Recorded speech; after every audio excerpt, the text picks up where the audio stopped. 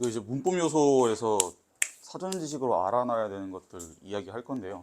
자기가 부족하다 싶으면 보시면 되고 안 부족하다 싶으면 제가 드렸던 개인 과제 그냥 하고 계시면 됩니다.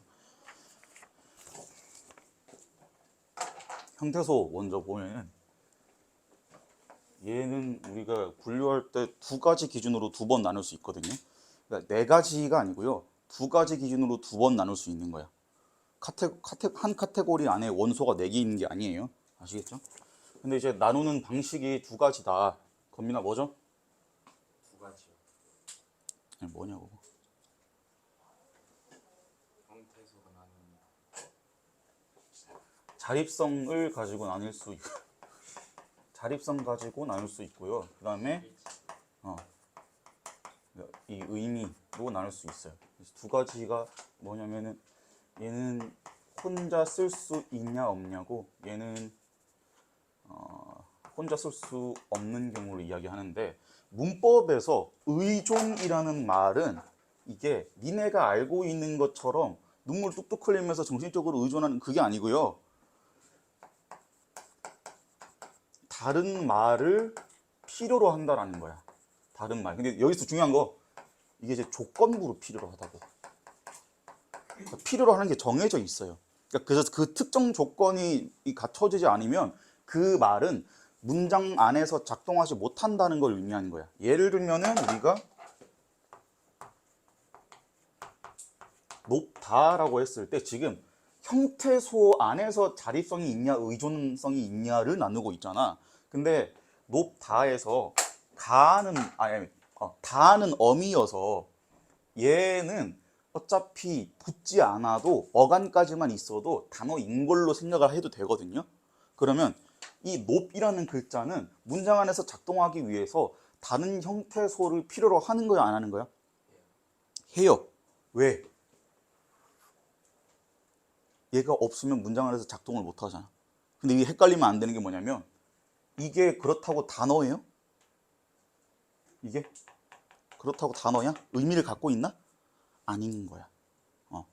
그러니까 이제 어미이잖아요, 얘는. 활용될 때 변하는 부분이거든요. 그래서 이 노 플러스 다가 둘 다 그런 의존성이 있는 거예요. 오케이? 근데 만약에 사과, 밥, 소화기 이런 거는 의존성이 없어. 자립성을 띠거든요. 근데 말했지? 자립성을 띈다는 건 다른 말을, 이 앞뒤에 오는 말을 막 가리지 않거나 아예 없어도 된다라는 걸 의미해요. 근데 예를 들면 명사잖아요, 지금? 그러면 이 뒤에 사실 문장에서 실제로 작동하려면 뒤에 조사가 붙어야겠지. 그쵸? 근데 아무 조사나 다 붙이면 되거든요. 아무 조사나 다 붙이면 돼. 그리고 어떤 조사가 붙냐에 따라서 사과, 소화기, 밥이라는 단어의 의미가 변하는 건 아니에요. 그쵸? 그러니까 얘네들은 혼자서도 씩씩하게 문장에서 작동을 잘 하는 형태소들인 거예요. 그래서 자립 형태소인 거고. 그 다음에 이거 하나 알고 가야 된다. 문법, 문장 이렇게 있으면 이게 비유를 하자면 사실 문법이 이거는 일종의 기계인 거고, 문법은 작동 원리 이해하는 거예요. 그리고 각종 개념들,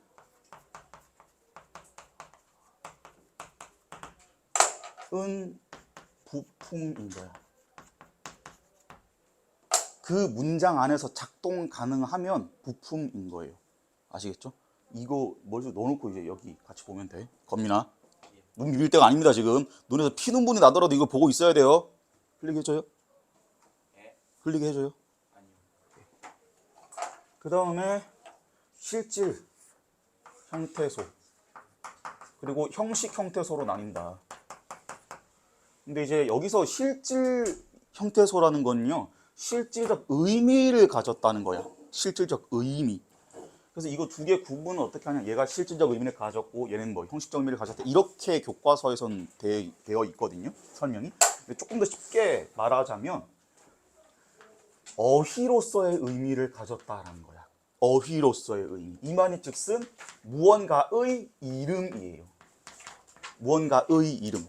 그냥 이게 뜻이 있으면 실질 형태소고 뜻이 없으면 형식 형태소구나 라고 이거를 단순 암기를 때려버리면 문제가 생기는 게 나중에 애매한 접사 혹은 어미, 서나멀 어미 이런 거 보면은 의미가 있어 보인단 말이야. 뭐뭐 했었다 이럴 때 이거 과거를 나타내는 의미가 있는 거 아닌가요? 라고 오해하기가 쉽거든요. 근데 이 형식 형태소는 의미가 있다 없다 이게 아니고 의미가 없는 게 아니고요. 있는데 그냥 문법적 의미라는 거예요. 그리고 기능적 의미를 갖고 있다라는 거야. 그러면 얘랑의 차이점, 그치. 얘랑의 차이점 뭐냐면 얘는 무언가의 이름이고 이건 그냥 문법적 기능이에요. 그러면은 높다라고 되어 있을 때 높은 무언가 높은 상태를 일컫는 이름인 거죠. 다는 이름인가? 아니죠. 뭐뭐 했었다 해서 이 이름이에요? 아니잖아. 무언가 이름이 아니잖아요. 그쵸? 그래서 일단은 그렇게 알고 있는 게 실전 대비하기 위해서 밑에 있는 다른 개념이랑 연관 지으려면 이렇게 알고 있는 게 조금 더 편해요. 그래서 사실 여기서 알 수 있는 건 당연히 모든 접사와 모든 어미는 당연히 형식 형태소인 거예요. 당연히. 왜냐면 내가 얘기했잖아요. 그죠? 모든 접사와 모든 어미는 형식 형태소예요. 아시겠죠? 그래서 이게 뒤에 어근 접사 저기서도 애들이 헷갈리거든? 쌤 이거 어근이 의미가 있는 거고 접사가 의미가 없는 거 혹은 수식하는 거라고 하셨잖아요. 근데 첫사랑에서 첫은 이 무언가 이름 아니에요? 이게 이제 헷갈리는 포인트란 말이야. 근데 나중에 보면은 나오는데 어근 접사에서 첫사랑에서 첫은 의미가 있긴 하지만 혼자 작동을 못 해요. 첫 뒤에 첫애, 첫는 뭐 했다, 첫이 뭐 했다 안 되잖아. 근데 첫사랑에서 사랑은 어쩌고, 사랑이 어쩌고 이건 되잖아. 그쵸? 그러면은 첫이 의미가 있어 보이더라도 그거랑 상관없이 온전한 부품이 아닌 거예요. 온전한 부품이래.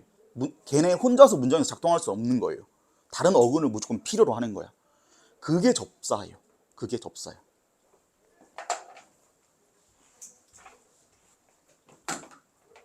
그 다음에 품사랑 문장 성분. 품사는 특성 같은 거라고 이야기했어요. 그냥 애초에 그 단어가 어떻게 태어났나야 선천적인 거예요. 약간 너가 이 찬호는 건민이가 어느 지역에 어느 층에 어느 건물에 있든 안경을 썼다. 그 머리색이 검은색이다. 남자다라는 특성은 변하지 않겠죠. 웬만하면 변하지 않겠죠. 그죠? 근데 그게 이제 품사고 문장 성분은요. 롤이야, 롤.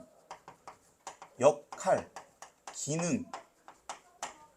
역할과 기능. 그래서 문장 성분이 기능으로 이걸 쪼개는 거거든. 이 말인 즉슨 앞에 있는 단어와 뒤에 있는 단어가 다른 단어여도 얘네가 하나의 기능을 하고 있다 똑같은? 그러면은 그거를 하나의 문장 성분으로 볼 줄도 알아야 된다는 거예요. 근데 이게 어디까지 문장 성분인가요? 이게 같은 기능인가요? 같은 기능이 아닌가요? 를 알고 싶으면 그거는 지금 내가 개념적으로 일일이 설명해 주는 것보다는 문장 분석해 보면서 알아채는 게 더 빠를 거예요. 그 다음에 그래서 품사는 명사, 대명사, 수사, 동사, 형용사, 관형사, 부사,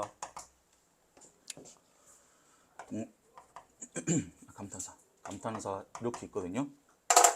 그러니까 가장 많은 애들이 하는 실수가 이거예요. 이거 앞 글자 따라 외워놓고 선생님 저 품사 공부 다 했습니다. 이러는 거거든요. 제 눈앞에 보이면은 절대로 살려두지 않겠습니다. 이렇게 하는 게 아니고요. 맨 처음에 가변어랑 불변어로 맨 처음에 불변어랑 가변어로 나뉘는 거거든. 품사가 애초에 이게 물건 품자예요. 말을 만드는 사가 말이란 뜻이고, 그러니까 물건이야. 말 만드는 물건이라고. 근데 적분사라는 게 애초에 왜 있냐면 단어를 분류하기 위해 있는 거거든요. 너네가 생각해봐요. 단어를 분류를 해야 된다라는 건 그러면 이게 어느 정도 몇몇 단어들은 교집합이 있고 몇몇 단어들은 교집합이 없고 혹은 단어끼리 차집합도 있고 이러니까 분류를 해야 되는 거 아니겠어요?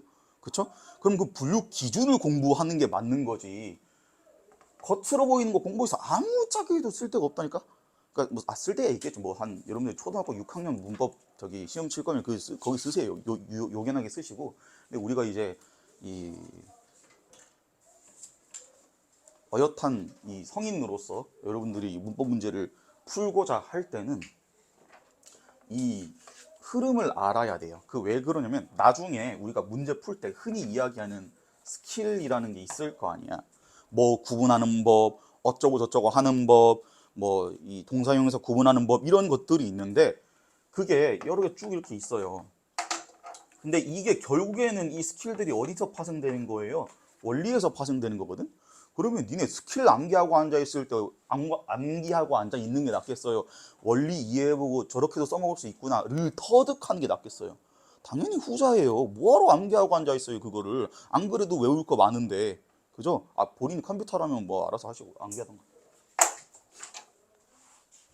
그래서 저는 이 늘 극한의 개이득충이기 때문에 어떻게 하면 덜 공부하고 많이 맞출 수 있을까를 열심히 고민했거든요.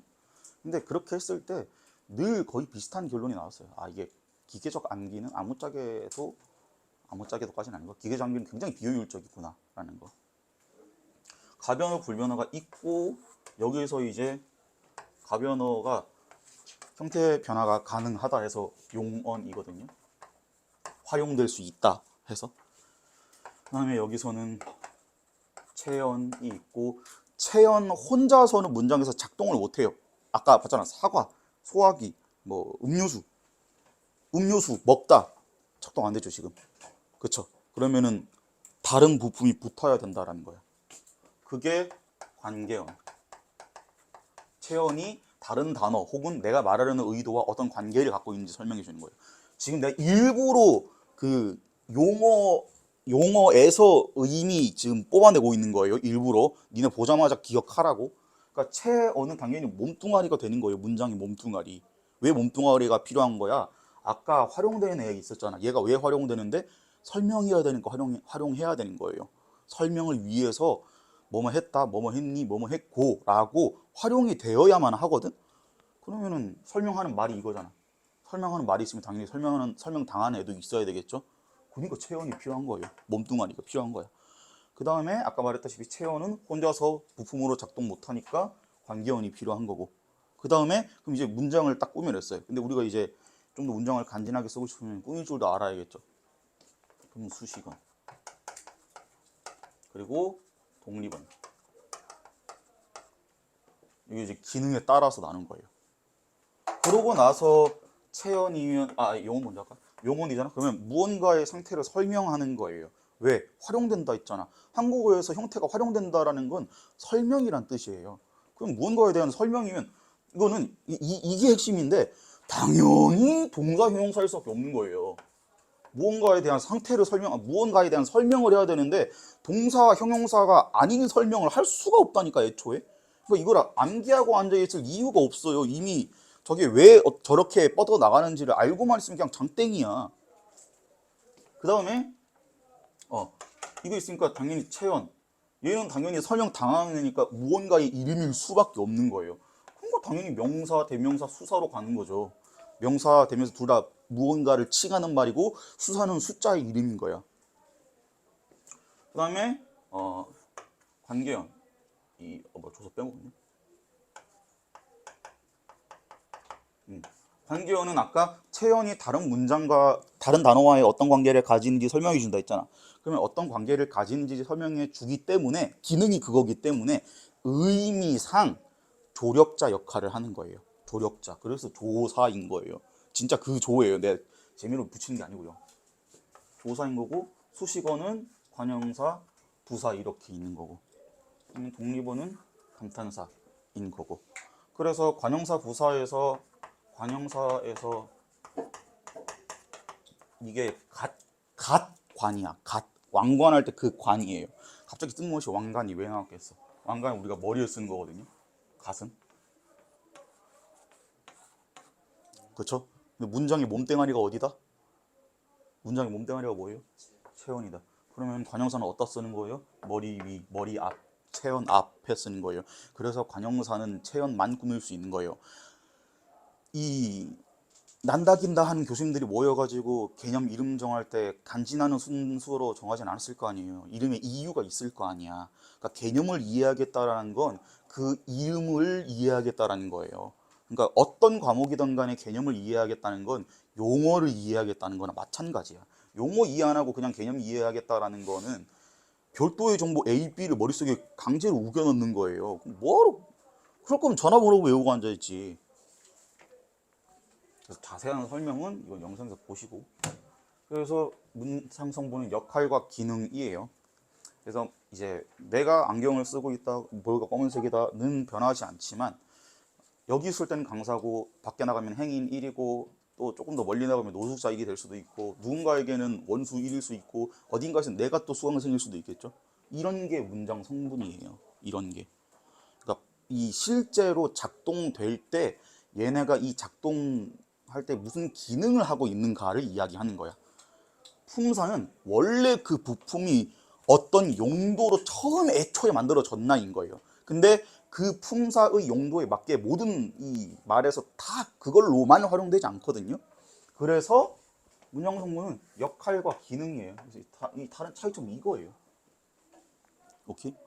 그러면 문장 성분은 주어, 서술어, 목적어, 보어, 관형어, 부사어 이렇게 있거든요. 독립어. 근데 위에 거 4개를 필수 성분이라고 그러고 밑에 거 2개를 부속 성분이라고 해요. 밑에 거는 독립 성분이라고 하고 맨 밑에 거는. 근데 이제 여기서 부속 성분이라는 말은 쟤네가 중요하지 않다라는 게 아니고 문장에서 생략할 수 있다라는 거예요. 그러니까 생략해도 문법적으로 문제가 없다라는 거예요. 문법적으로. 이 위에 거 4개는 다른 모든 문장에서 필요로 하는 거야. 근데 중요한 거 모든 문장에서 필요로 한다라는 게 선생님 그러면 모든 문장에 주술 목보가 다 들어가야겠네요?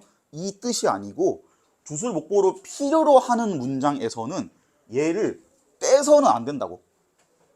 아시겠죠? 그러니까 나는 맛있는 밥을 나는 헌 책을 샀다라고 했을 때 헌을 띄워버리면은 나는 책을 샀다 문장 자체는 성립이 되는 거예요. 근데 책을 띄거나 나는을 띄거나 샀다를 띄면 그냥 문장이 아예 깨지는 거야. 그래서 얘네는 생략이 가능하다. 생략이 불가하다. 근데 무조건 다 필요하다라는 건 아니에요. 모든 문장에서. 모든 문장에서 다 필요한 거는 이거 2개예요. 주어랑 서술어. 모든 문장에서 다 필요한 건 저거 2개예요. 그래서 목적어랑 보어는 필요할 때도 있고 안 필요할 때도 있어요. 그걸 누가 결정한다? 나중에 이 문장 안에서 서술어가 결정해요. 서술어를 뭘 쓰냐에 따라서 필요로 하는 문장 성분이 달라지거든요. 나는 웃었다. 이러면 지금 주어 서술어 있으면 땡이죠. 나는 밥을 먹었다. 지금 서술어를 먹었다로 바꾸니까 무슨 일이 벌어졌어? 목적어를 넣어야만 하죠. 그 다음에 나는 너에게 선물을 보냈다. 보냈다라고 서술어를 바꿔버리니까 내가 너에게 선물을 2개나 필요해요. 지금. 그쵸? 그러니까 서술어의 종류에 따라서 얘네 나머지 애들이 이 필요하냐 필요하지 않냐가 정해지는 거예요. 그리고 여기서 이 아까 이 생략 가능이라고 했잖아요. 참고로 생략 불가 생략 가능은 저게 오피셜한 정의입니다 이게 아니고요. 실전에서 판단할 때 저렇게 판단을 하라는 거야. 문장에서 띌 수 있냐 없나로. 그 다음에 얘가 생략 가능인데 문제가 뭐냐면 예외가 있어요. 겁니다. 필수적 부사어라는 게 있어. 그러니까 원래는 부사어가 이 문장에서 생략될 수 있는 게 맞거든. 근데 서술어 종류에 따라서 부사어 중에서 서술어 중에 따라서 어떤 서술어는 부사어가 필수인 애들도 있어요. 그게 아까 내가 말했던 보내다예요. A가 B에게 C를 보내다. B에게 이거 부사거든요. 왜냐면 걔를 목적어라고 볼 수는 없잖아. 그죠? 이게 문법에서 작동 원리 기기 부품 이렇게 되어 있는데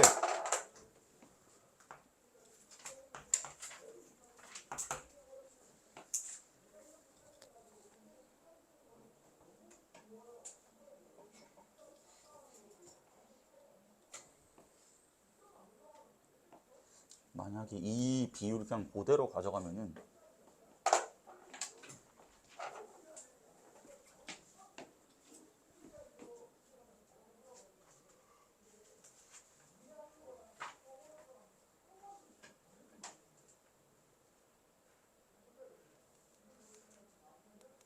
약간 이거 이제 프로토스 유물 같은 거예요.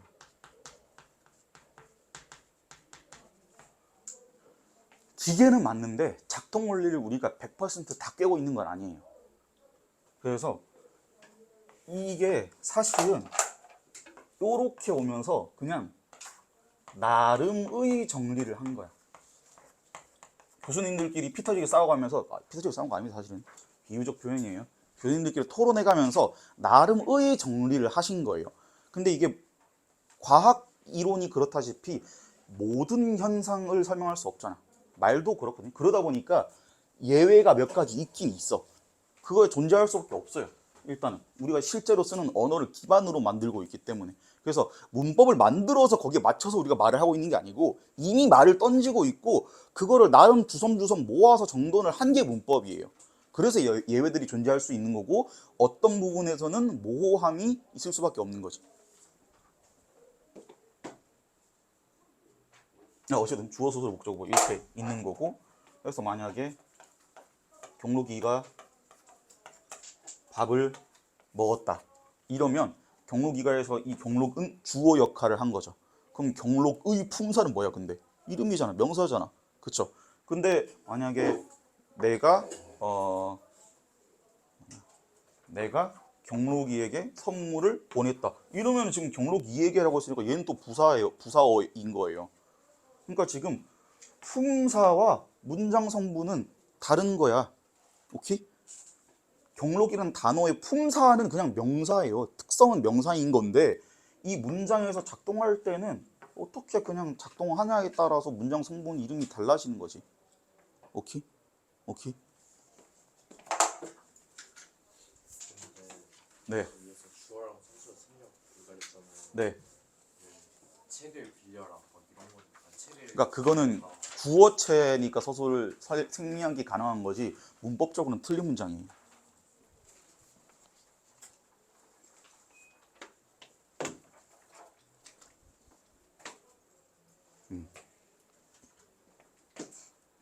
그래서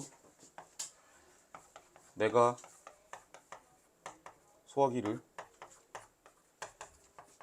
먹었다. 얘는 또 목적어예요. 그죠? 명사이면서 상관이 없어. 내가 지금 머리 색깔이 검은색이냐 빨간색이냐랑 내가 강사인지 아닌지가 상관이 있어요? 없잖아. 그거야 그거. 그것처럼 그냥 얘가 태생적으로 태어나기를 어떤 단어로 태어났나랑 얘가 지금 이 문장에서 어떻게 쓰이고 있나는 연관성이 없어요. 아시겠죠?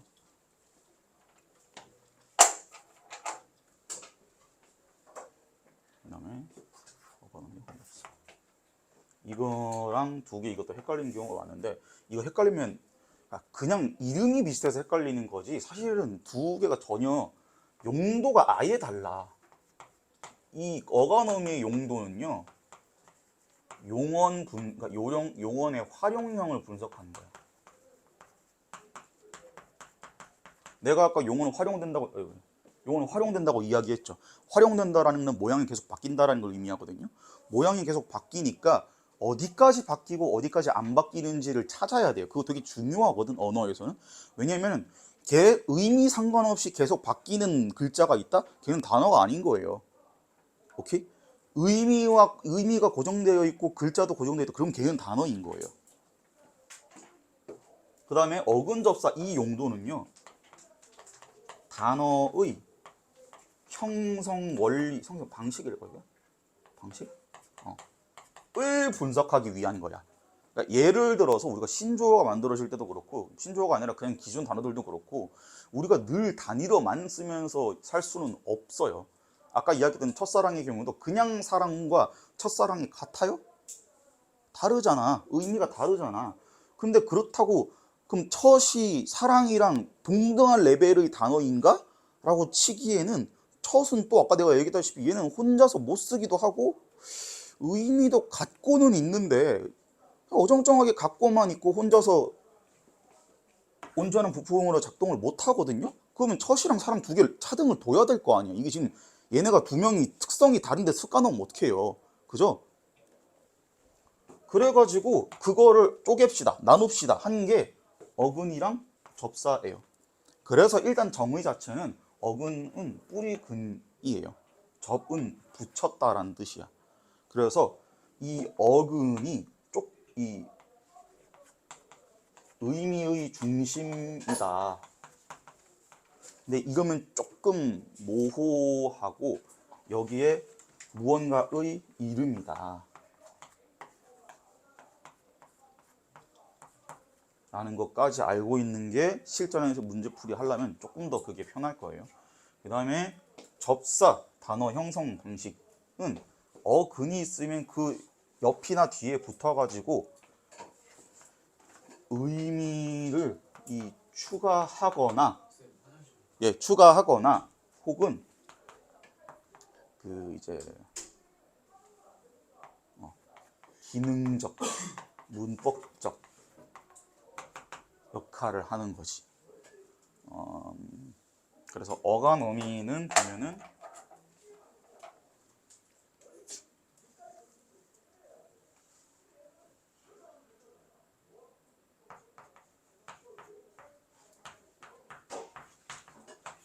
이러면 푸르다 푸르니 푸르고 라는 설명이 가능하죠. 그쵸? 근데 지금 의미는 안 바뀌었는데 이 물어보는 방식만 표현만 바뀐 상태고 이 블루라는 의미가 변한 건 아니잖아요. 그쵸? 그러면 여기까지가 어간인 거예요. 여기까지가 어미인 거예요. 여기 어간이 줄기간자야. 간부할 때 그 간이에요. 미는 꼬리 미자거든요. 그러니까 얘는 계속 바뀌는 거고 얘는 활용될 때 바뀌지 않는 거예요. 근데 중요한 거 활용될 때 바뀌지 않는다. 이꼴 고정된 형태를 가진다는 거거든요. 근데 고정된 형태를 가지고 의미도 가지고 있어. 이러면은 뭐의 요건을 충족한 게 되냐? 단어의 요건을 충족한 게 돼요. 단어의 요건을 충족했으니까 뭘 할 수 있을까? 여기서 어근 접사를 또 쪼갤 수 있는 거야. 그래서 얘네가 어간어미 어근 접사가 그냥 위치만 우연히 비슷한 거지 비슷한 개념이 전혀 아니에요. 완전 다른 거예요. 용도도 다른 거고 그 실제로 사용되는 방식이라 해야 되나? 분석하는 방식도 달라요. 아시겠죠?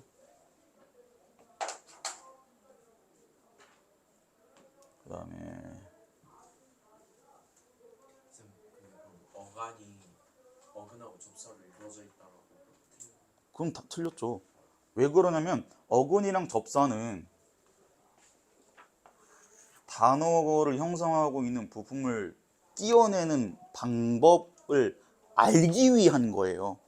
그러니까 이 단어라는 이 부품이 있으면 얘를 더 작은 걸로 쪼갤 수 있거든. 근데 더 작은 걸로 쪼개면 그 쪼갠 부품의 종류가 두 가지라는 거야. 그게 어근 아니면 접사인 거거든요. 근데 만약에 어근 하나밖에 없다? 그러면 단일어인 거고 어근 플러스 어근이다? 그러면 합성어인 거예요. 그러니까 조합되는 방식이 다른 거야. 레시피가 다른 거죠. 어근 플러스 접사다? 그럼 파생어인 거예요. 근데 접사는 어근 뒤에 붙을 수도 있고 어근 앞에 붙을 수도 있어요. 그래서 앞에 붙으면 접두사라고 하는 거고 뒤에 붙으면 접미사라고 하는 거야. 머리 두 꼬리미.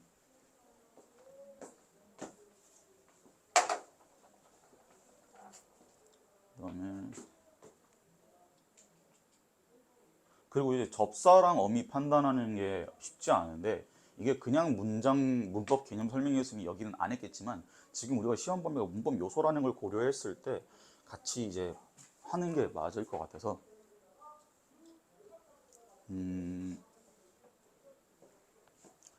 지금 접사 이렇게 있잖아요. 어떤 단어 뒤에 붙을 수 있는 것, 그러니까 붙을 수 있는 게 만약에 어미가 붙을 수도 있어요. 어떤 어근 뒤에 어미만 붙을 수도 있어. 이거는 예시 들면 먹다예요. 중간에 딴 거 안 껴지잖아. 그쵸? 근데 여기 문제가 뭐냐면 어미를 하나 더 넣을 수도 있어요. 과거형을 나타내고 싶던가 혹은 높임을 하고 싶을 때, 그때는 예를 들면 가다, 가시다, 가, 왔다. 이거 원래 우리가 지금 갔다라고 쓰는데 원래 모양이 이거거든요. 그럼 지금 얘네가 지금 껴들어올 수 있는 거예요. 근데 중요한 거는 이게 접미사랑 구분을 하는 게 쉽지 않을 수 있다라는 거지. 왜냐면은 경계선 찾기가 힘들거든요. 뭐 있을까?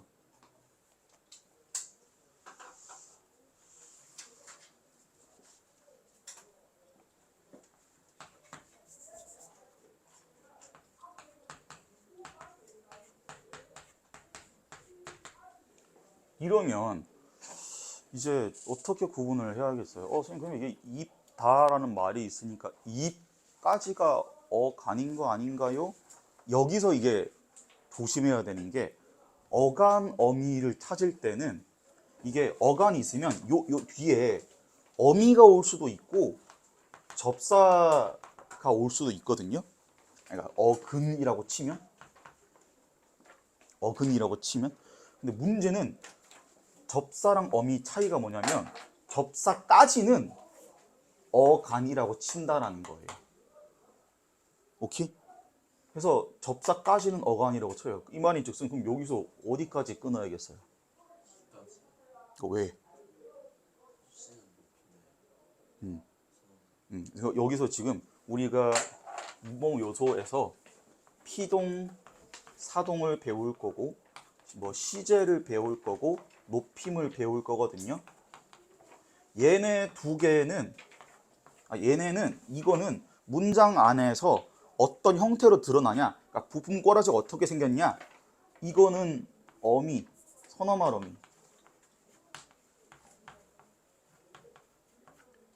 로 나타나요. 그러니까 근데 모든 높임을 이야기하는 게 아니고 뭐뭐 하시다 이것만. 왜냐면은 어휘 사용으로 높인 경우도 있잖아. 그렇죠? 진지를 잡수시다 이렇게. 근데 피동사동은 얘는 의미가 아예 바뀐 거라고, 아예 바뀌어 버리는 거거든요. 얘는 전미사예요. 아예 의미가 바뀐 거야. 왜 그러냐면은 이게 시제 높임은 그냥 표현하는 과정에서 문법적 기능만 하거나 혹은 표현 상황에서 표현 방식의 차이일 뿐이지 의미가 변한 건 아닌 거예요. 근데 만약에 동사에서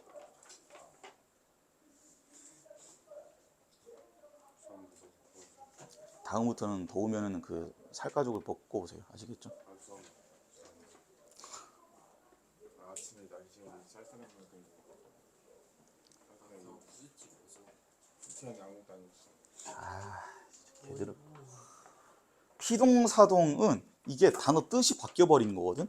그러니까 예를 들면은 여기서 입다랑 입히다는 완전 다른 단어예요. 그쵸? 완전 다른 단어라는 거, 이게 기준이 뭐냐면 입다랑 입히다를 똑같은 주어에다 갖다가 댈 수 있어요? 네. 안 돼요. 의미가 바뀌어 버리잖아. 의미 바뀌어 버리면은 다른 문장인 거야. 의미가 같아야 같은 문장이지. 그쵸? 그래서 얘는 그냥 전미사라고 치거든요. 그래서 이 말인 즉슨 얘까지는 어간이라는 거예요. 근데 문제는 그냥 이피시다처럼 어근 뒤에 붙는 경우가 있어서 어근 접사를 나누면 입과 희인 거지. 근데 어간 어미로 나누면 입, 희까지가 어간인 거예요. 그리고 여기 뒤에 시에다가 다가 붙은 거지. 이 시는 이 높임을 표현하는 말이니까 전미사처럼 보일 수 있겠지만은 선어말 어미예요. 어미야. 어미인데 그냥 이 뒤에 있는 애랑 기능이 다른 거야. 그래서 얘가 하는 기능은 높임의 기능, 얘가 하는 기능은 문장 종결의 기능인 거지. 그래서 이거 굉장히 중요해요. 어디까지 전미사고 어디까지 어미인지 잘라내는 거 못하면 문장 성분 그냥 못 맞춘다고 봐야 돼. 문장 성분 문제, 문장 성분들 문법 요소 문제는 문법 요소가 니네 다 자습서 이 교과서에서 이거를 묶어서 문법 요소라고 부르거든요. 그래가지고 요렇게 이게 중요하다. 그 다음에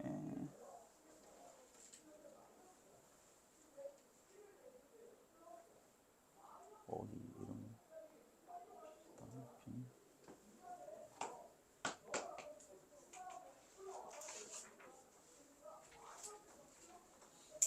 그래서 일단은 여기까지 알아두시고 어차피 아로새김 해설 강의 이번에도 다른 분야 갖고 또 할 거거든요. 그거 이따가 하는 거 보면서 실전에서 판단은 어떻게 하는지는 그때 잘 지켜보세요. 알겠습니다.